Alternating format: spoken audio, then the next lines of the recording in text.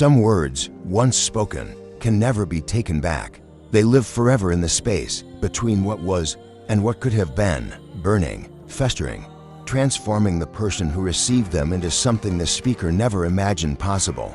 Lady Akemi was 17 when she spoke the words that would haunt her for 5 years.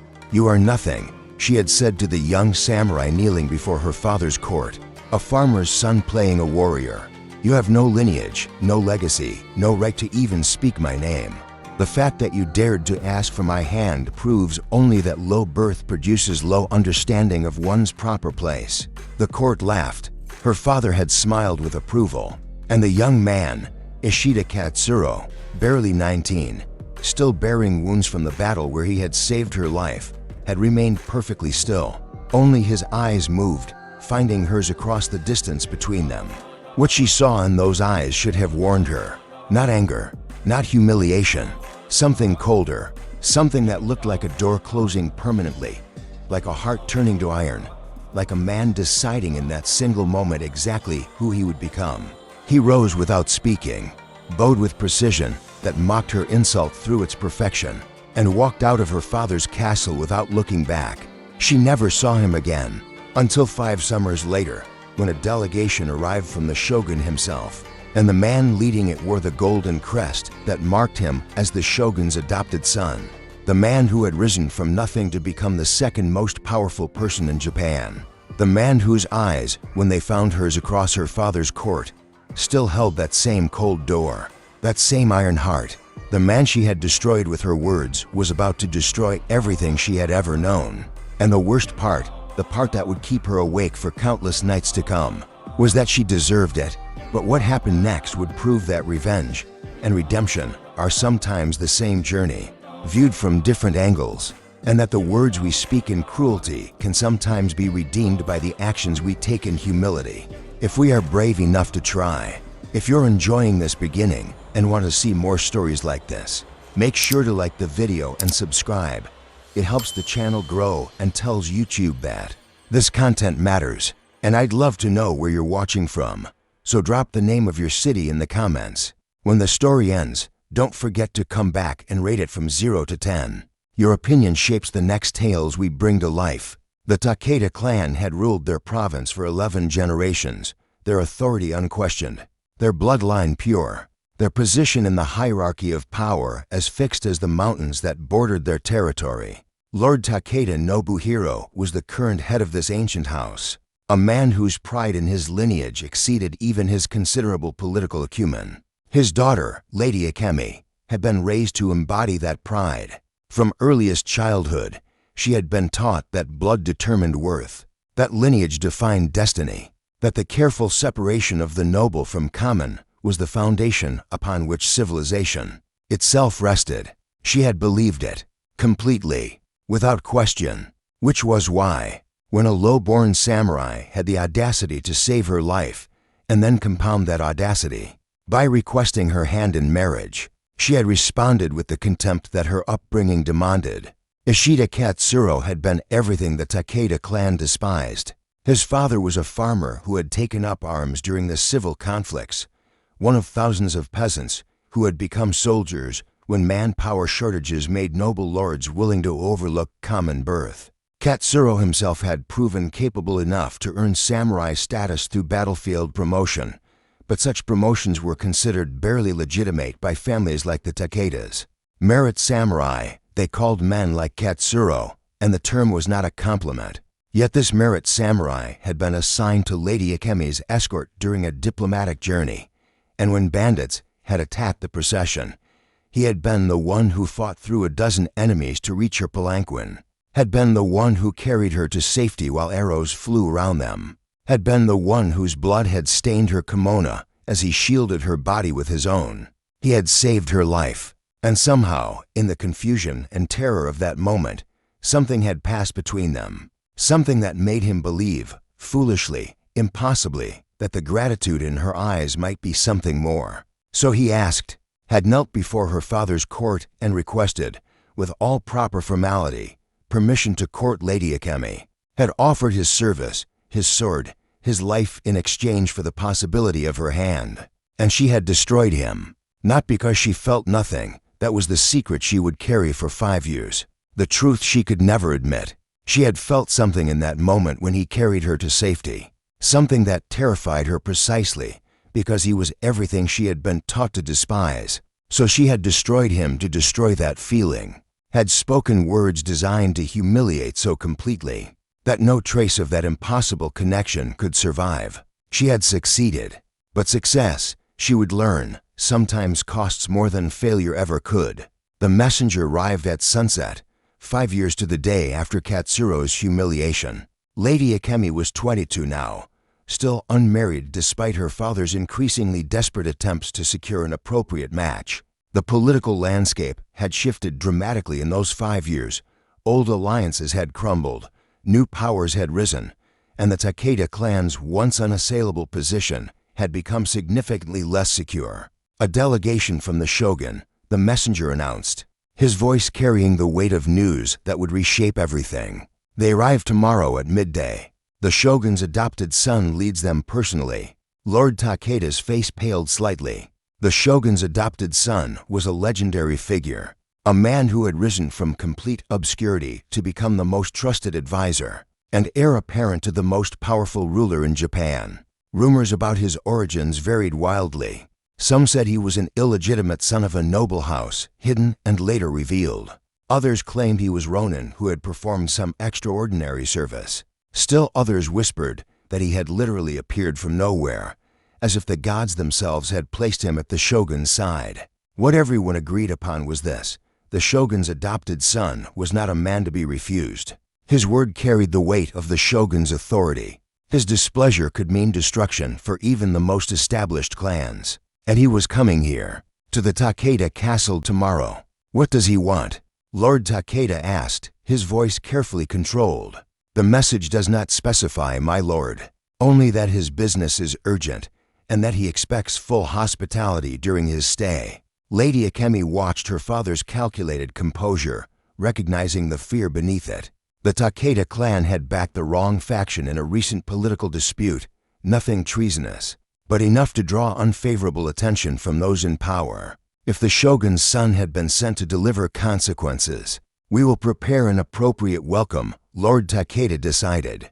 Everything must be perfect. No offense can be given, no hospitality overlooked. Our future may depend on how we receive this delegation. He did not know how prophetic those words would prove, nor did Lady Akemi understand why. As she retired to her chambers that night, she felt a strange sense of foreboding that had nothing to do with political concerns. Something was coming, something personal, something connected to choices she had made 5 years ago and had been trying to forget ever since. She dreamed of a young man's eyes, the door closing, the heart turning to iron, and woke with tears she could not explain.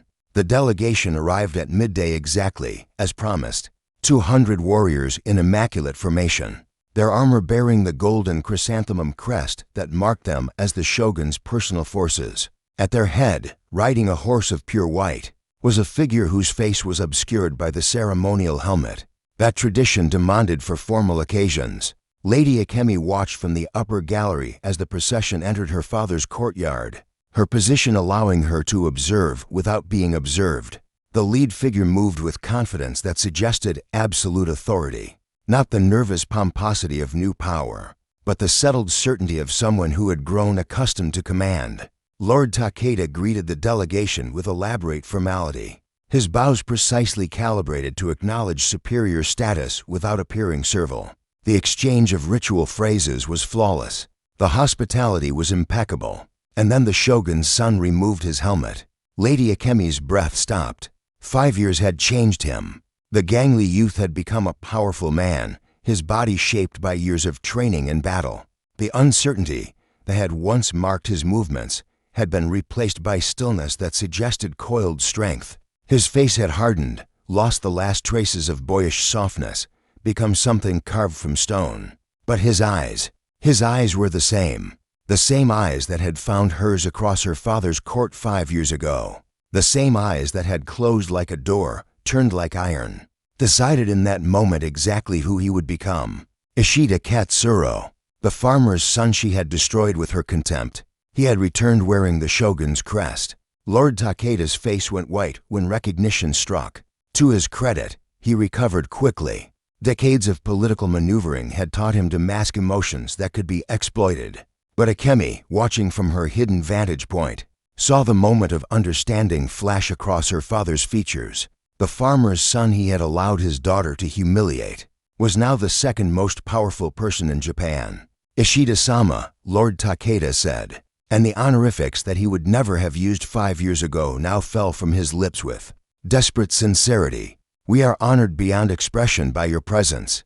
If we had known, if we had been informed of your identity, you would have prepared differently. Katsuro's voice was calm, almost pleasant, but there was an edge beneath it that made seasoned warriors shift uncomfortably. Perhaps treated my delegation with more elaborate hospitality? Or perhaps his eyes swept the courtyard, cataloging every detail with the assessment of a general studying battlefield.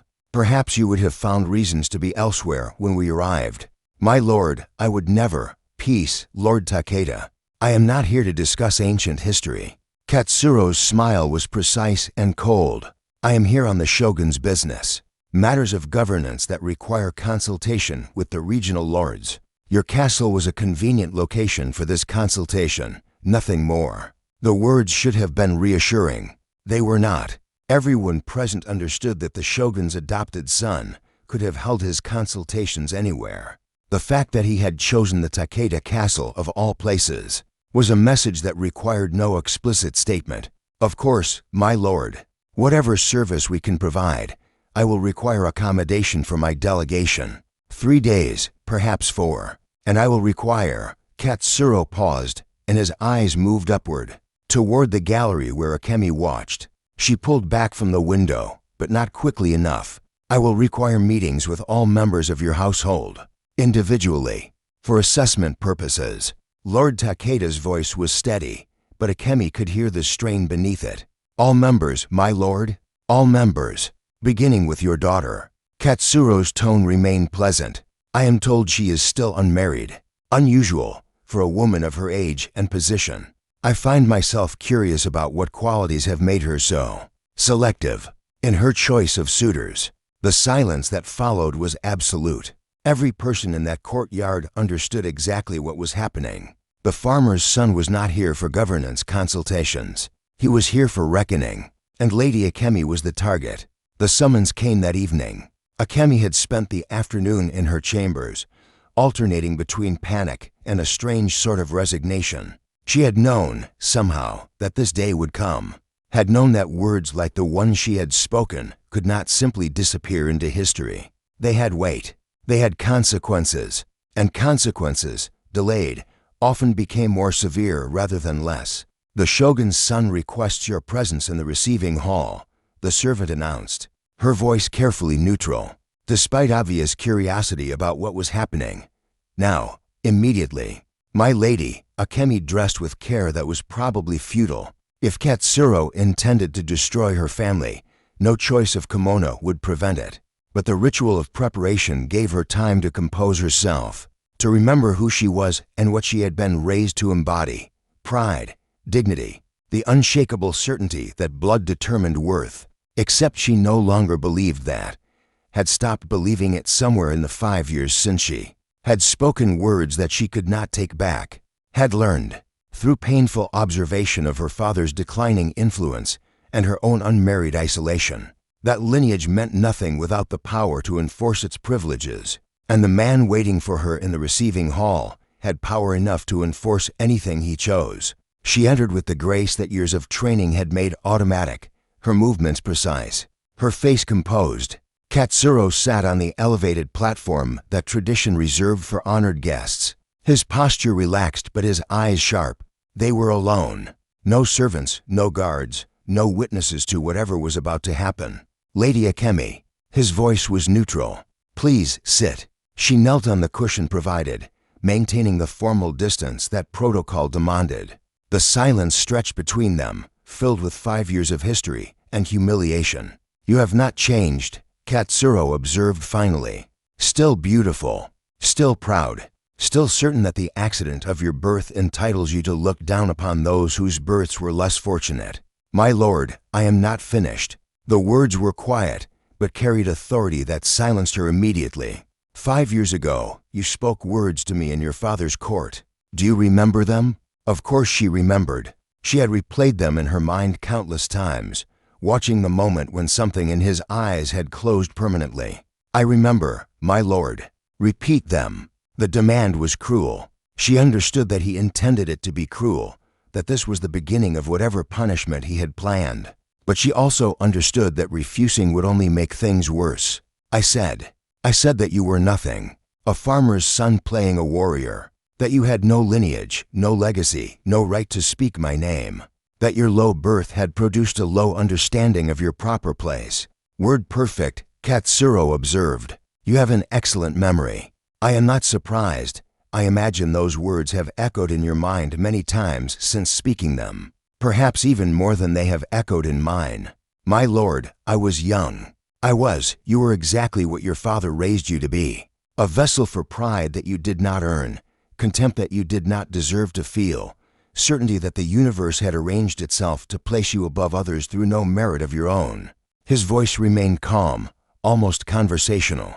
I do not blame you for what you said. You were speaking the truth as you understood it. The fault lies with those who taught you to understand the truth so poorly. Akemi did not know what to say. She had expected anger, had expected threats, had expected the beginning of destruction that would consume her family. This calm analysis was somehow worse.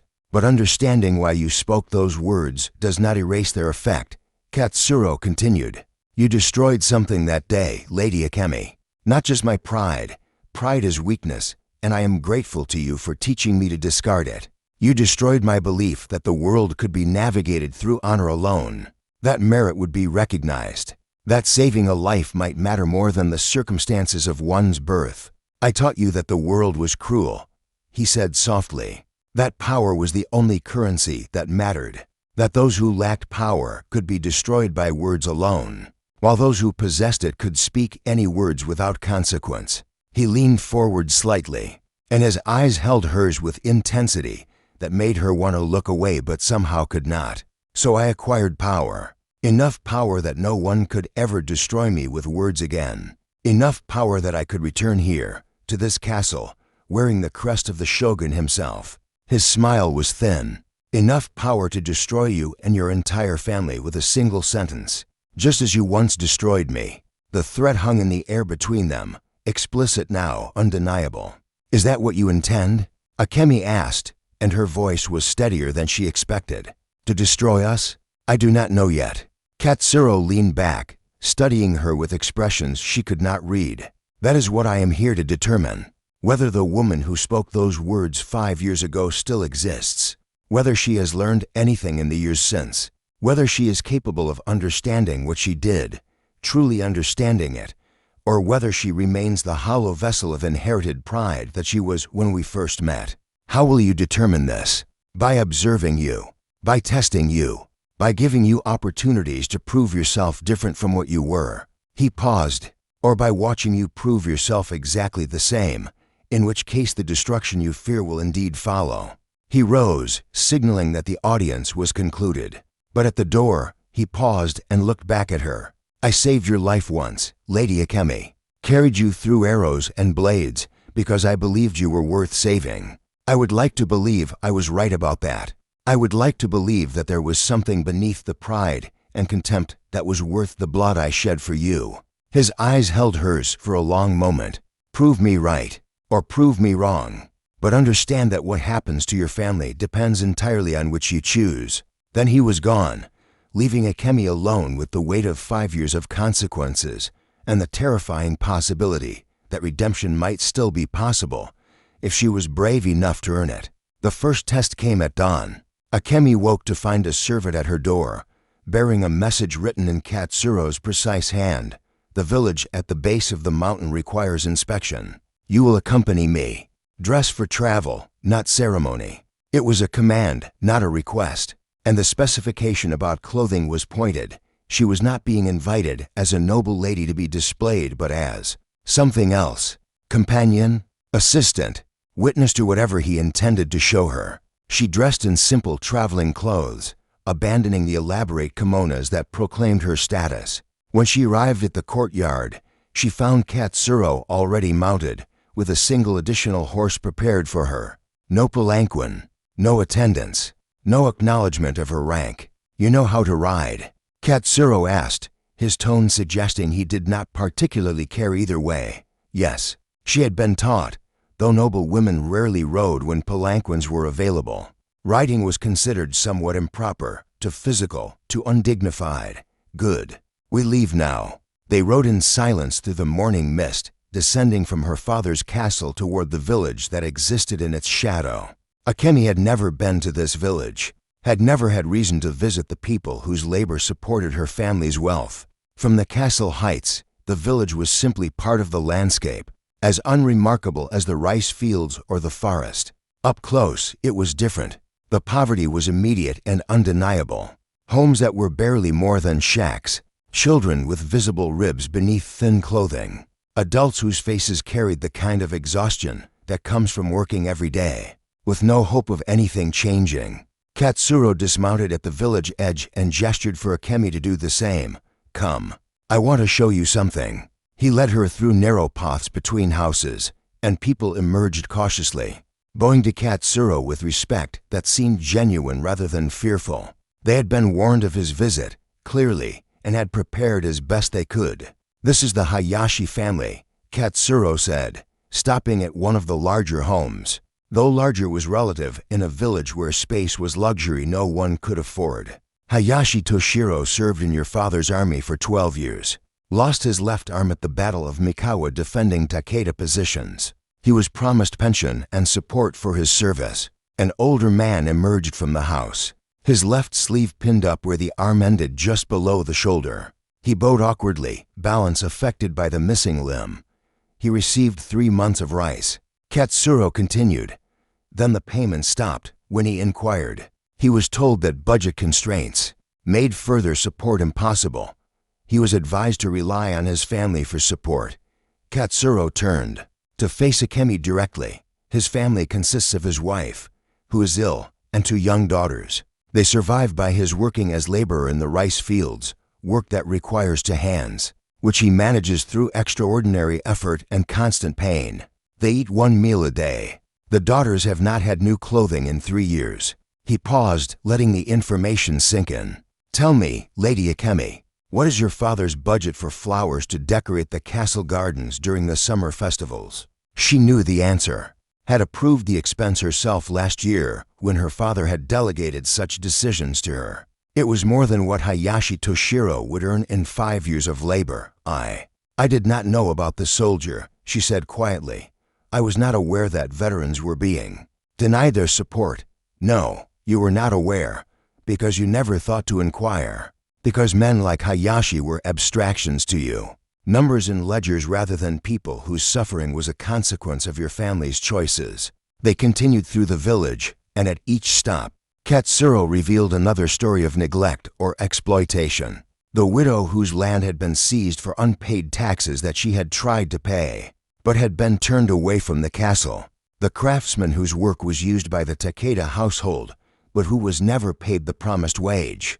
The children who had no school, because the teacher had left when his salary stopped arriving. Each story was presented without rage or accusation, just facts delivered in Katsuro's calm voice. And with each one, Akemi felt the careful construct of her worldview crumbling further. She had believed that her family's rule was benevolent, that yes, there was hierarchy, but that nobility carried responsibilities as well as privileges, that the common people were cared for even if they were not equal. The reality was different. Her family took everything the village produced and gave back as little as possible. The samurai who defended Takeda interests were discarded when they became inconvenient. The craftsmen and farmers were exploited systematically, their labor extracted while their needs were ignored. "Why are you showing me this?" Akemi asked finally, when they had completed the circuit and returned to where their horses waited. "Because you need to understand what your words meant 5 years ago," Katsuro replied. "When you called me nothing, when you said I had no right to speak your name, you were not simply insulting me personally. You were expressing the philosophy that your family has used to justify treating thousands of people as nothing, as having no rights, no dignity, no value beyond what labor they can provide. He mounted his horse and looked down at her with an expression that was almost sad. I was a soldier in your father's army before I was promoted to samurai. I know what it means to serve noble lords who see you as expendable resources. I know what it means to fight and bleed and watch your friends die for people who would not recognize you as human if you passed them on the road. And I know what it means to finally gain status that supposedly makes you equal. To be called samurai, to wear the swords, to be addressed with respect, only to discover that the nobles still see you as nothing. That farmer's son who earned his position through merit will always be less than the lord's son, who did nothing except be born. He gestured back toward the village. These people are me, Lady Akemi, or they are what I would have been if I had not acquired power. And when you spoke those words 5 years ago, you were not just rejecting me, you were rejecting everyone like me, every person whose birth was ordinary and whose achievements were therefore worthless in your eyes. Akemi mounted her own horse, her movements automatic while her mind struggled to process everything she had seen and heard. What do you want from me? She asked. Apology? Penance? What would be sufficient? I do not want your apology. Words are easy, as you demonstrated 5 years ago when you destroyed me with them. Katsuro turned his horse toward the path leading back to the castle. I want to know if you are capable of change. If the woman who spoke those words can become someone different, someone who sees people rather than positions, someone who understands that worth is not inherited but demonstrated. How do I prove that? By your actions over the next 3 days. I will present you with choices, with situations that require decisions, and I will watch to see whether you choose as Lady Akemi, who believed that birth determined worth, or as someone who has learned differently. They rode back to the castle in silence, but the silence was different now, heavy with everything Akemi had seen, everything she had been forced to acknowledge about her family and herself. The second test came that afternoon. A merchant had petitioned for an audience with the Shogun's son, a matter of trade dispute with the Takeda household that required adjudication. Katsuro, in his role as the Shogun's representative, was obligated to hear such petitions and render judgment. He sent word that Lady Akemi would sit beside him during the hearing. Lord Takeda protested. It was highly irregular for unmarried women to participate in official proceedings. But Katsuro's response was simple. She participates, or I will conclude that the Takeda household has something to hide from my assessment. The threat was clear enough that Lord Takeda capitulated. The merchant was brought forward, a man in his 40s whose clothing suggested modest success, whose bearing suggested dignity despite obvious nervousness about addressing the Shogun's son. State your grievance, Katsuro said formally. My lord, I am Yamada Kenji, a textile merchant operating between this province and the capital. 6 months ago, I delivered 200 bolts of silk to the Takeda household as ordered. The quality was verified, the delivery was accepted, but payment was never rendered. When I inquired, I was told that the silk was inferior and that I should be grateful I was not being charged for wasting the household's time. Do you have documentation of the order? Yes, my lord.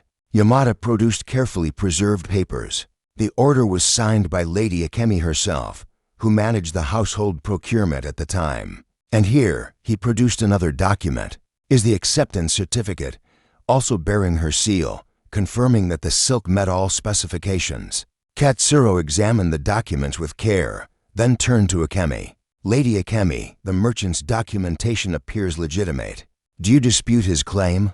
Akemi remembered the transaction now, remembered approving the purchase, remembered the silk arriving and being exactly what was ordered, and remembered her father's instructions shortly after. Tell the merchant we are dissatisfied. Refuse payment. These common traders need to be reminded that serving the Takeda clan is honorable. Enough without expecting compensation. She had done as instructed, had allowed the merchant to be cheated because her father had ordered it, because the merchant lacked power to enforce payment, because this was how noble households managed their finances when they could. She could lie now, could claim the silk was inferior, that the documentation was falsified, that the merchant was attempting to defraud them. Katsuro might or might not believe her, but maintaining the lie would protect her family's finances and reputation. Or she could tell the truth and admit what had been done. The choice was the test, she understood. And Katsuro was watching her with his cold, assessing eyes to see which path she would choose. Akemi took a breath. "The merchant's claim is accurate, my lord," she said clearly. "The silk was exactly as ordered. Payment was refused not because of any deficiency, but because my father instructed me to deny the debt. I complied with his instruction, and in doing so, I participated in defrauding this merchant of his legitimate payment." The silence in the hall was absolute. Lord Takeda's face went white, then red. The merchant looked shocked. Clearly he had expected to be dismissed again, not to have a noble woman confirm his claim. Katsuro's expression revealed nothing. "The debt plus interest will be paid immediately," he declared, "from the Takeda household accounts. Additionally, the Takeda clan will compensate the merchant for the 6 months of delayed payment, calling it 20% of the original sum." And he turned to Lord Takeda. "A formal apology will be issued, acknowledging the improper treatment and guaranteeing it will not occur again." "My lord, this is," Lord Takeda began. "This is justice." Katsuro cut him off. "Something that appears to have been absent from your governance for some time. The matter is settled. Yamada-san, you will receive your payment before sunset today." The merchant bowed deeply, tears visible in his eyes. "Thank you, my lord. Thank you." After he had been dismissed, after the hall had cleared, Katsuro turned to Akemi. "That took courage," he said quietly. "To admit wrongdoing against your father's interests, to expose your family's practices to someone with power to punish them." "It was true," Akemi replied. "And I have spent 5 years learning that lies are expensive even when they seem profitable. Perhaps, or perhaps you simply recognized that lying to me would be dangerous." His eyes studied her. "How do I know this was a genuine moral choice rather than calculated self-preservation?" "You do not know. You cannot know. That is the nature of moral choices. They are always suspect, because we can never prove our motivations even to ourselves." Akemi met his gaze steadily. "But I can tell you that I am tired of the person I was. Tired of the pride that was hollow, the contempt that was unearned, the certainty that birth made me worth more than those whose only crime was being born to different parents." "Words again, Lady Akemi. You are good with words, as you demonstrated 5 years ago. Then judge me by my actions. That is what you said you would do. I chose truth when lies would have been safer. That is action, not just words." Katsuro was silent for a long moment. Then something that might have been approval flickered across his face. "Perhaps. We will see. The final test comes tomorrow, and it will be more difficult than either of the first two." That evening, Akemi found her father in his private chambers. His expression was thunderous. "You betrayed your own family," he said without preamble. "Admitted to something that could have been denied. Cost us significant gold, and humiliated me before the Shogun's representative." "I told the truth about something we did wrong," Akemi replied. "There is a difference. There is no difference when the consequence is the same. Do you not understand what is happening? That farmer's son is destroying us piece by piece. First he humiliates us by showing our treatment of the villagers.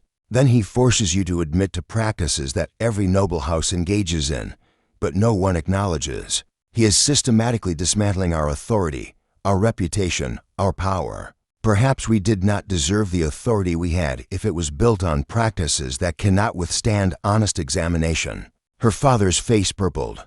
"Listen to yourself. You sound like a peasant, not a noble daughter. That man has poisoned your mind, made you believe that merit matters more than birth, that common people deserve the same consideration as their betters. Perhaps they do deserve the same consideration. Perhaps betters is a term we use to justify treating others as less than human." Lord Takeda moved faster than she expected, his hand striking her face with force that snapped her head sideways.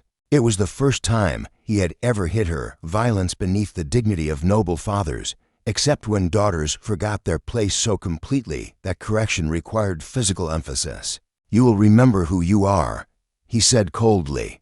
"You are Takeda. That name means something, and I will not have you destroying generations of our family's legacy, because a farmer's son manipulated you with guilt about commoners, whose suffering is not your concern." Akemi touched her reddening cheek, tasting blood where her teeth had cut the inside of her mouth, and she felt something clarifying inside her, understanding that had been building for days crystallizing into certainty. "You are right, father," she said quietly.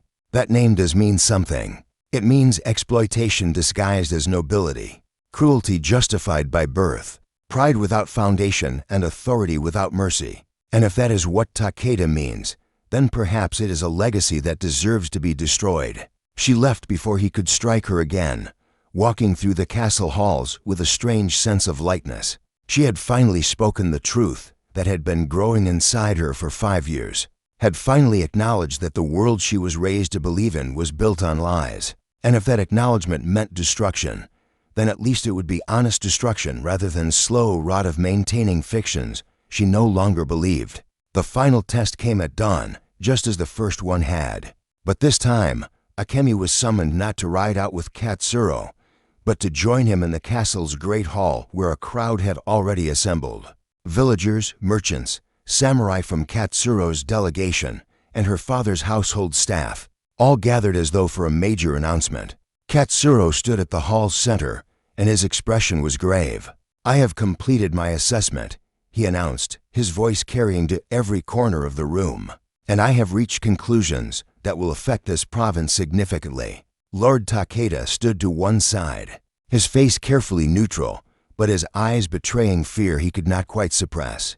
"The Takeda clan's governance of this region has been negligent and exploitative," Katsuro continued. "Debts to merchants have been ignored. Veterans have been abandoned.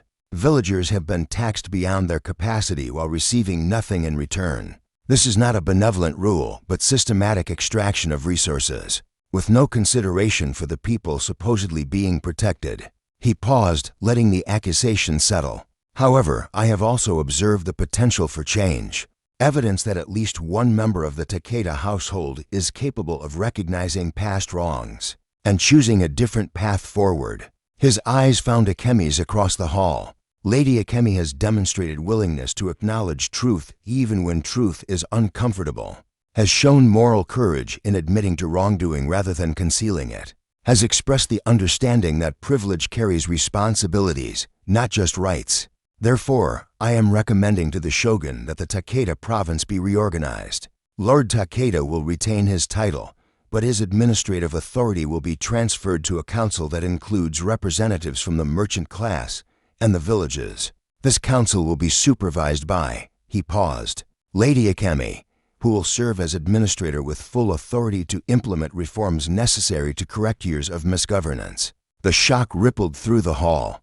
A woman, unmarried, young, without military experience, being given administrative control over an entire province? It was unprecedented, impossible, revolutionary. Lord Takeda looked as though he might collapse. "This is outrageous. My daughter is not qualified. She has no training in. She has demonstrated qualities more important than training." Katsuro cut him off. "She has shown capacity for honesty, for moral reasoning, for choosing principle over convenient falsehood. Those are foundations upon which effective governance can be built. Technical skills can be learned. Character cannot." He turned to face Akemi directly. "But there is a condition. For this arrangement to proceed, Lady Akemi must accept the position and all its responsibilities, must commit to the difficult work of reforming this province's governance, must be willing to make decisions that will alienate her from her father, and from every other noble house that prefers the old ways to remain unchanged. This is your final test," he said quietly. "Accept this position, and you choose the common people over your father's approval. You choose responsibility over comfort. You choose the farmer's son's vision of what governance should be, over the inherited assumptions of noble privilege. Refuse, and I will conclude that your previous cooperation was merely strategic compliance, saying what I wanted to hear rather than reflecting genuine change. And in that case, I will recommend that the Takeda province be absorbed directly into the shogunate's administration. Your father, stripped of all authority, and your family's legacy ended. He was offering her everything and demanding everything, power beyond what any woman of her time could normally access, but only by betraying every principle her father had raised her to value. By becoming exactly what noble families feared most, administrator who saw the common people as humans rather than resources. You have until sunset to decide, Katsuro said. Choose carefully. Your family's survival and the welfare of thousands of people depend on your answer. Then he turned and walked from the hall, leaving Akemi standing in the center of a crowd whose eyes were all fixed upon her, waiting to see whether the Lord's daughter, who had once destroyed a low-born samurai with her contempt, would accept the chance to redeem herself by embracing everything she had been taught to despise. Akemi stood alone in the garden where, 5 years ago, she had first seen Ishida Katsuro after he had saved her life from the bandits. The same stone path, the same ancient cherry tree, the same view of the mountains that had witnessed her greatest cruelty and would now witness her most important decision.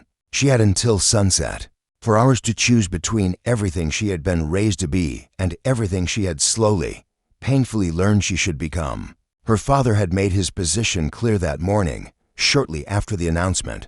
Refuse him, Lord Takeda had demanded, his voice shaking with rage and desperation. Tell the farmer's son that Takeda daughters do not betray their families, that we would rather lose everything than accept his contempt disguised as opportunity. Is that what it is? Akemi had asked quietly. Contempt, or is it precisely what he claims, a chance to prove that I have changed? It is a trap.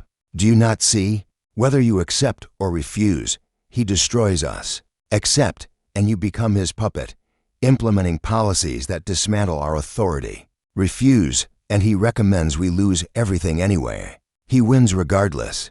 Perhaps, but Akemi had spent the morning thinking about what winning and losing actually meant. If she refused, her family would be destroyed. The Takeda name would end, their lands absorbed, their legacy erased, but they would at least maintain the fiction that they had held to their principles, that they had refused to compromise their noble identity even in the face of destruction.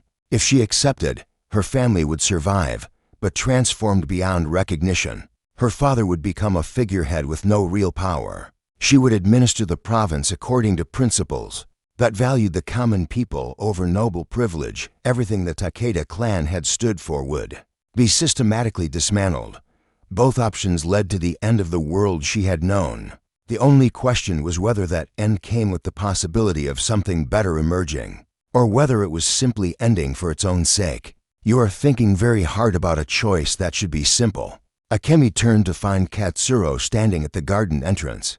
He must have approached silently, or she had been too lost in thought to hear him. My lord, I did not expect. I was told I had until sunset to decide. You do.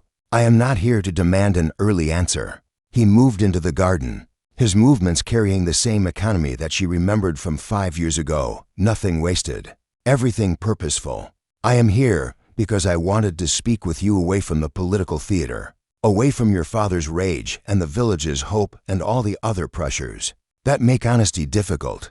To say what? To tell you that you do not have to accept my offer. Katsuro stopped beside the cherry tree, his hand resting on its ancient bark. I meant what I said about the consequences of refusal, but I want you to understand that refusal is a legitimate choice, not merely cowardice. How is it legitimate when it leads to my family's destruction? Because sometimes destruction is an appropriate consequence for what has been done. His voice was calm, but there was weight beneath it. Your family has governed badly for generations, has exploited, neglected, extracted without giving back. If your father loses his authority and your clan's legacy ends, that is not tragedy, it is justice. He turned to face her directly. You did not create these problems. You inherited them, and it is not your obligation to solve what your ancestors built. If you choose to let it fall and walk away from the wreckage, that is a valid choice. You are not required to redeem what may not be redeemable. Akemi studied him, trying to understand why he was saying this. But if I refuse, you will recommend my family be stripped of everything. Yes, but that will happen because of what your family has done, not because of what you failed to do. The distinction matters, does it? Either way, I will have destroyed my family through my choice. No, your family destroyed themselves through their choices over generations. You merely declined to save them from consequences they earned. Katsuro's eyes held hers. There's a difference between causing destruction and refusing to prevent it. You seem to believe you owe your family your self-sacrifice. I am telling you that you do not." The words struck something deep inside her. She had spent 5 years believing that her cruel rejection of Katsuro had been her greatest sin, that her words had destroyed an innocent man, and that she bore responsibility for that destruction. But he was telling her something different, that she was not responsible for saving those who had harmed others, that redemption did not require self-destructs in service of preserving what should not be preserved. "Why are you telling me this?" she asked. "I thought the entire point of your tests was to determine whether I would choose to reform the province. Now you are saying that refusing to do so is acceptable. The tests were to determine whether you had changed, whether the woman who spoke those words 5 years ago was capable of becoming someone different." He paused. "You have answered that question. You have demonstrated capacity for honesty, for moral courage, for seeing beyond the assumptions you were raised with. That is what I needed to know. But whether you choose to use that capacity in service of reforming this province, that is a different question, one that only you can answer based on what you want your life to mean." "What I want my life to mean," Akemi repeated slowly. "And if I do not know what I want it to mean, then perhaps you should determine that before making this decision." Katsuro moved toward the garden exit, then paused. "I will tell you what I want, though. Since you once asked what would be a sufficient apology." He looked back at her, and for the first time since his return, his expression was something other than cold assessment. "I want to know that the woman I saved 5 years ago was worth saving, that the blood I shed and the humiliation I endured meant something because the person I protected became someone who made the world better rather than worse. I want to know that I was right to believe, even after your words destroyed me, that there was something in you worth believing in. Prove that to me, prove that I was right, and that will be sufficient. Everything else is just politics."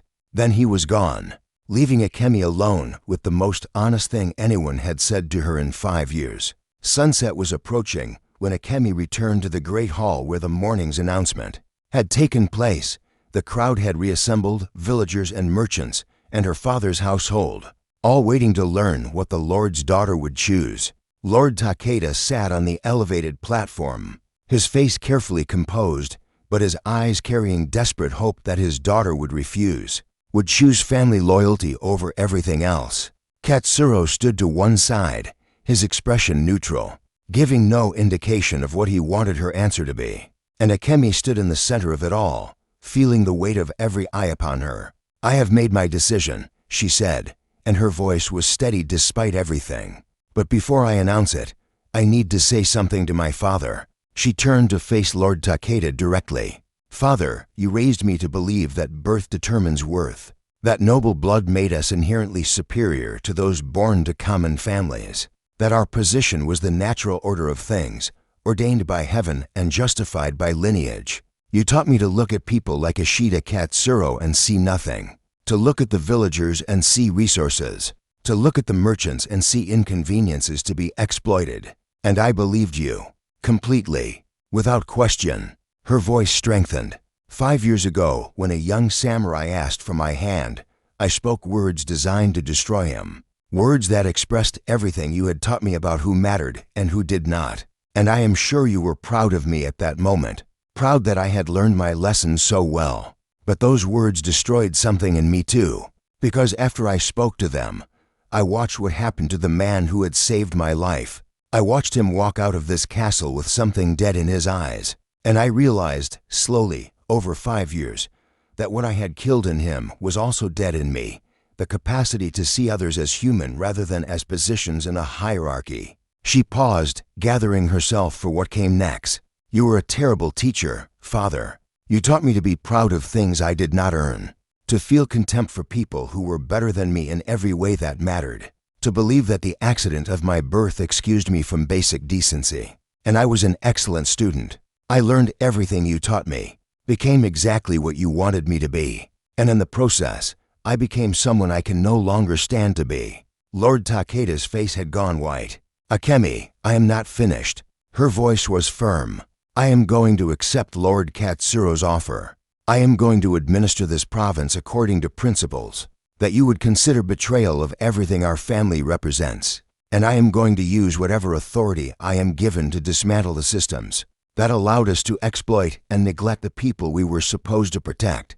I do this not because Lord Katsuro is forcing me, not because I fear the consequences of refusal, but because I have finally understood what he has been trying to teach me. That worth is not inherited. It is earned, and I have not earned the position I hold. But perhaps if I work hard enough, if I choose rightly enough, I can earn the right to hold it in the future. She turned to face Katsuro. My lord, I accept your offer. I will serve as administrator of this province. I will work to implement the reforms necessary to correct years of exploitation. And I will do so knowing that I am unqualified, knowing that I will make mistakes, knowing that many will despise me for betraying my class. But I will also do so knowing that this is the only way to prove that the woman you saved 5 years ago was worth the price you paid. That your belief in me, your foolish, impossible belief that there was something beneath the pride and contempt, was justified. The silence that followed was absolute.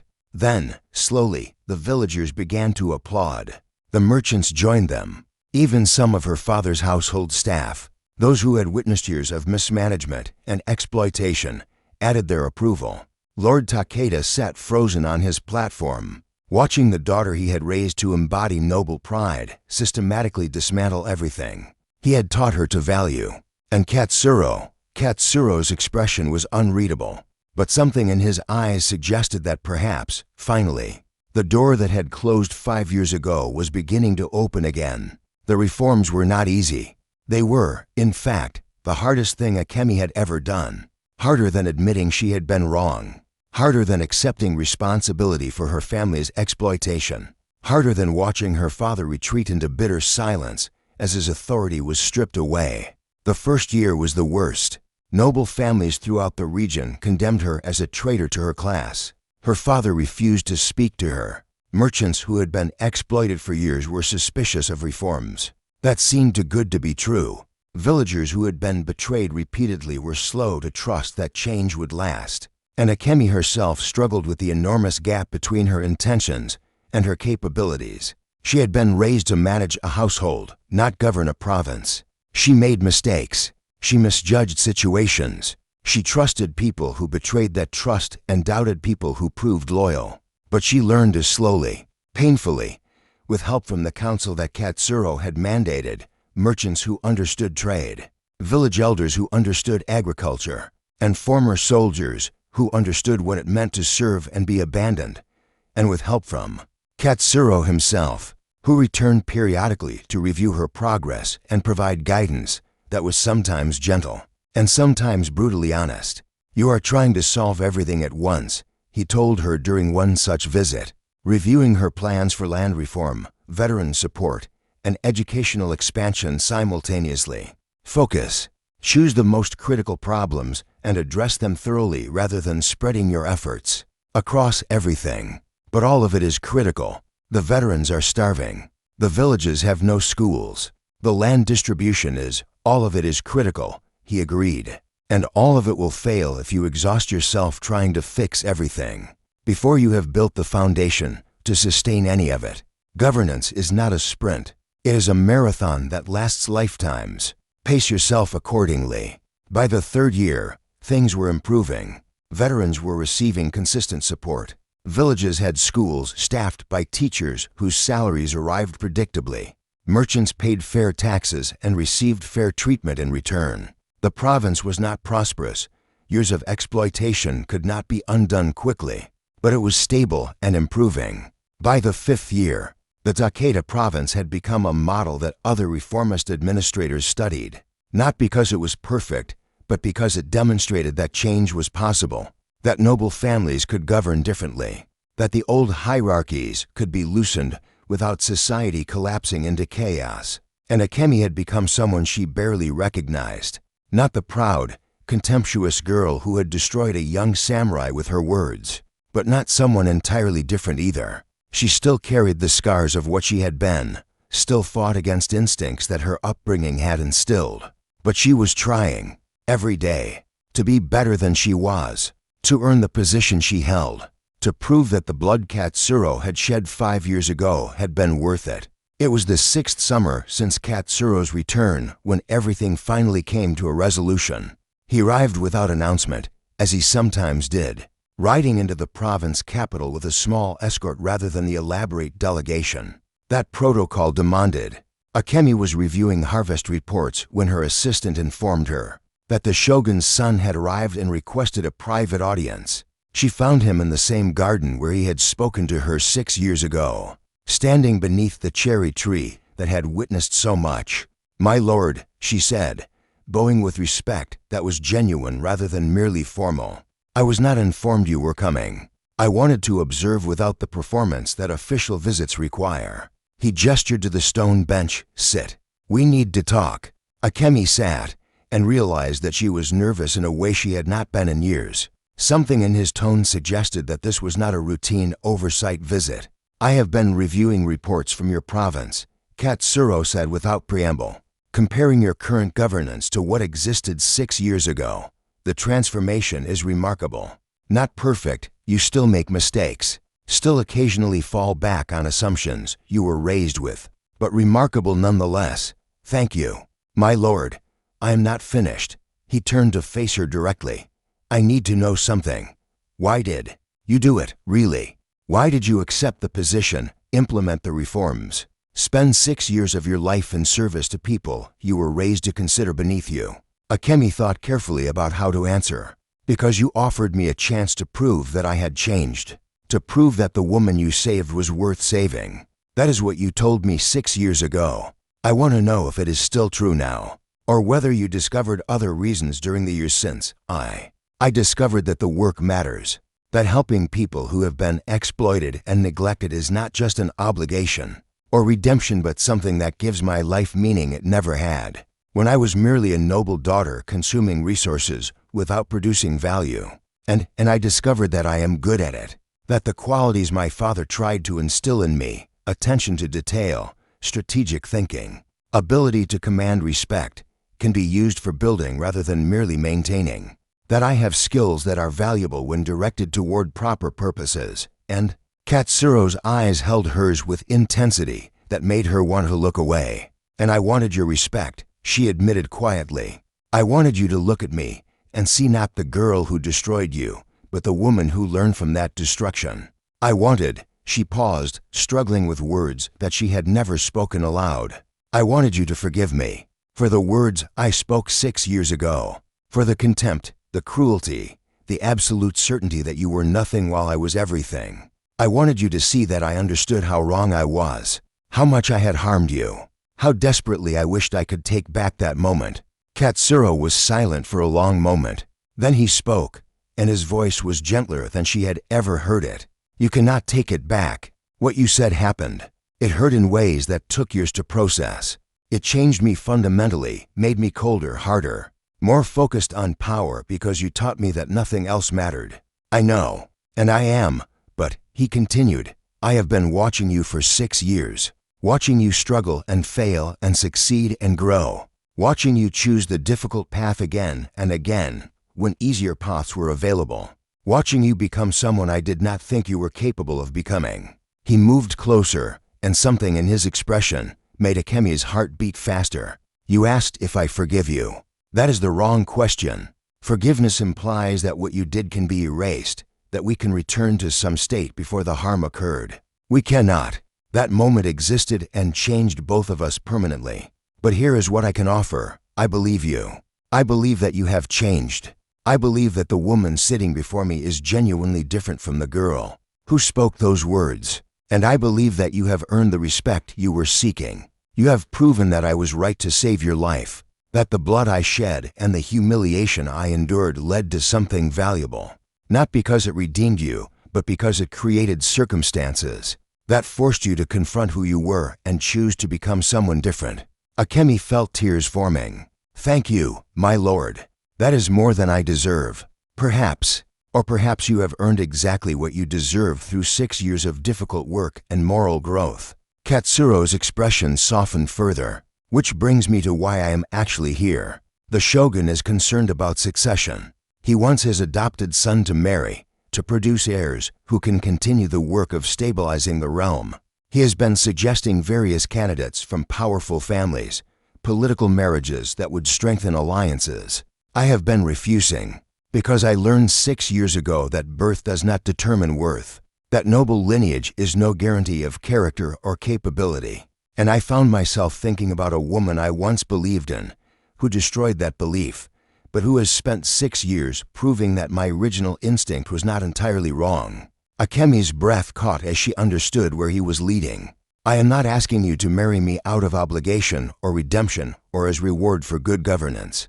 Katsuro continued, I am asking because I have watched you become someone I admire, someone whose capabilities are genuine, whose moral courage is proven, whose understanding of governance aligns with my own vision of what it should be.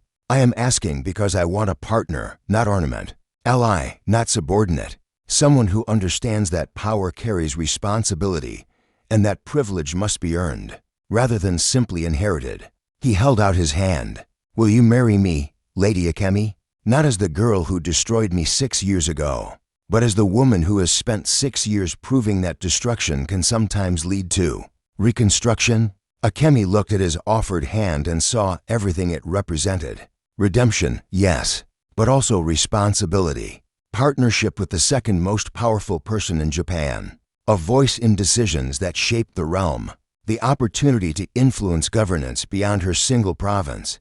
And the chance, terrifying and wonderful, to spend her life working beside someone who saw her not as she had been, but as she had become. Yes, she said, taking his hand, but only if you promise one thing. What?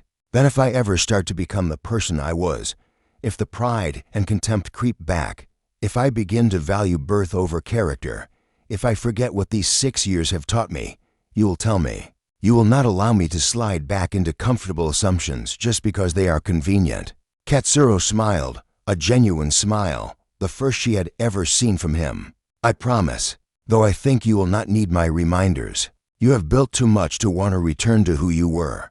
I hope you are right. I usually am. The smile became slightly smug. It is one of my more annoying qualities. You will discover several others after we are married.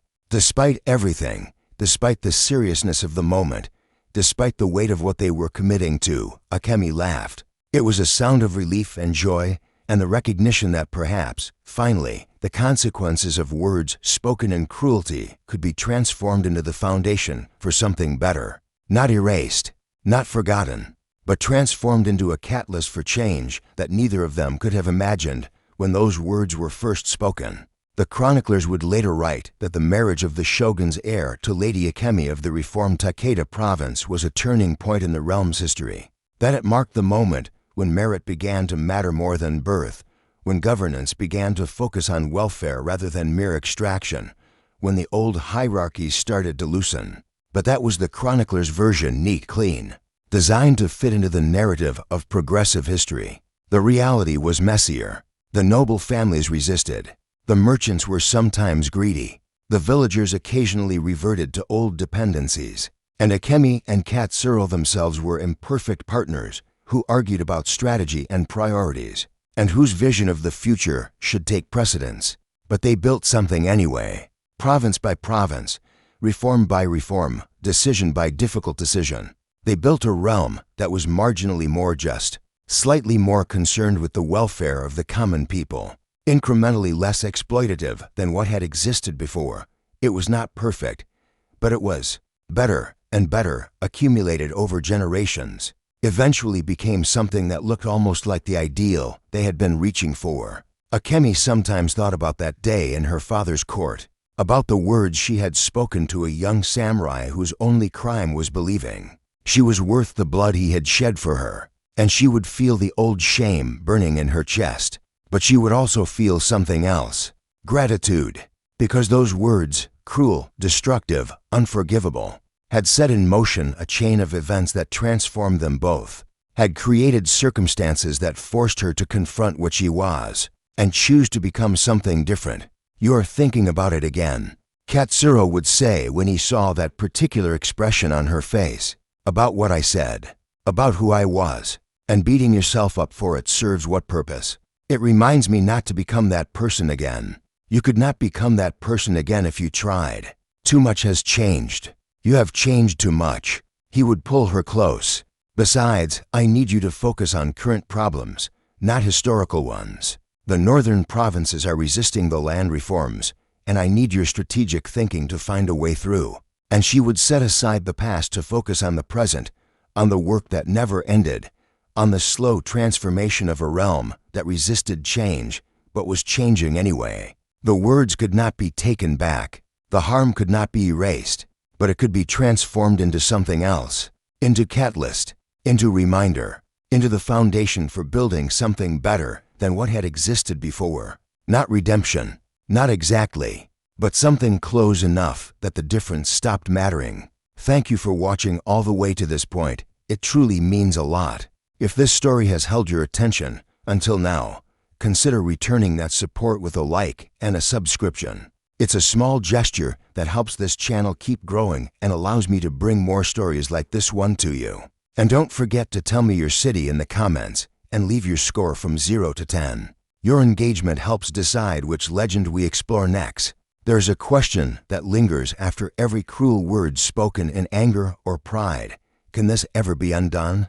The truth is complicated. No, because words, once released, take root in someone else. They leave scars, reshape beliefs, and alter the course of a life. They cannot be erased.